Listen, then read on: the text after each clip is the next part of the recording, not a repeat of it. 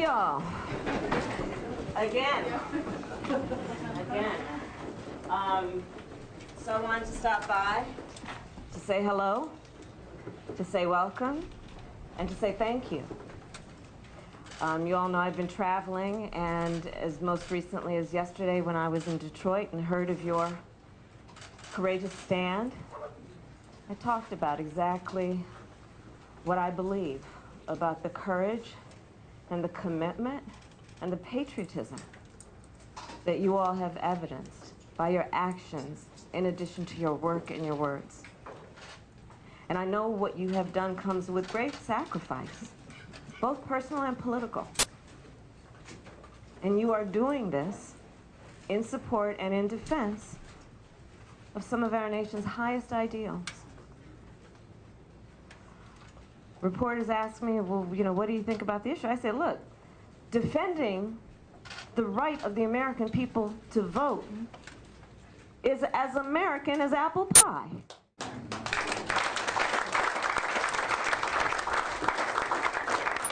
And when I think about what you all have done, I'm going to just set this moment in the context of history.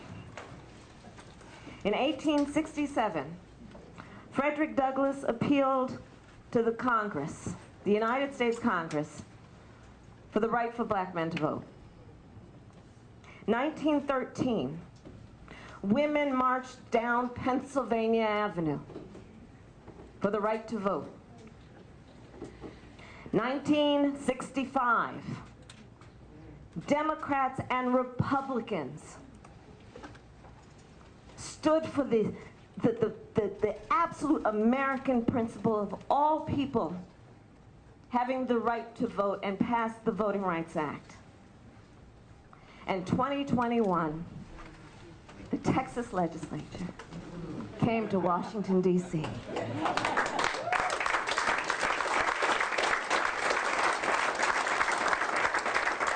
And as you all know, this is not an issue that is about Democrats or Republicans. This is about Americans and how Americans are experiencing this issue. And I have in mind that person who is working 2 or 3 jobs and needs to have the ability to early vote. I'm thinking about that single parent who has his or her kids in the back seat and needs to be able to have a drive-through or a drop box to vote. I'm thinking about the American with disability who needs to have the option of voting by mail. This is what we're talking about. And you all know that. And you are fighters for exactly this point. And so I'm here to thank you and to have a conversation with you. And with that, I will say, see y'all later to the press, and let's have a good conversation. I want to hear how y'all are doing.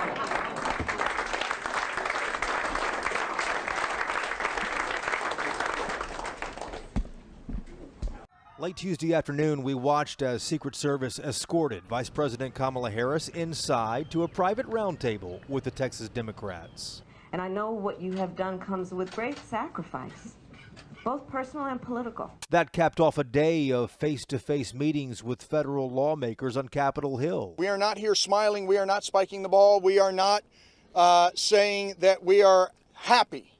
In fact, we are sad for democracy in the state of Texas. 1,500 miles away, though, in the state of Texas, the House there could not gavel into session. No quorum, not enough members present, with a third of them, all Democrats, in D.C. indefinitely. We denounce that decision to flee the state and to avoid voting on critical legislation that Texans desperately need and care about. Democrats outnumbered in Texas and unable to stop Republicans from changing how and when we vote. They came to D.C. trying to get the U.S. Senate to pass reforms, federal legislation that would override changes to state voting laws. I'm not up here to take a vacation in Washington, D.C. When I look at the African American Museum, I thought about the struggle of my people fought in this country to get the right to vote. That's right. And that right is sacred to my constituent that I represent back in Houston, Texas.